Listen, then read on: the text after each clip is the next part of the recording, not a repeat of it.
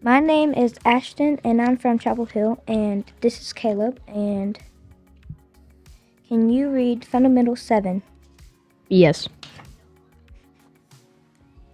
It's not about you. Don't let your ego or personnel agenda get in the way of doing what's best for the team.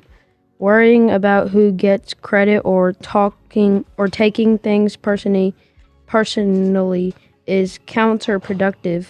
Make sure that every decision is based on advancing the total team. We win together, we are better together. Okay. Who in your life has shown good character? My mom. Okay. When have you been not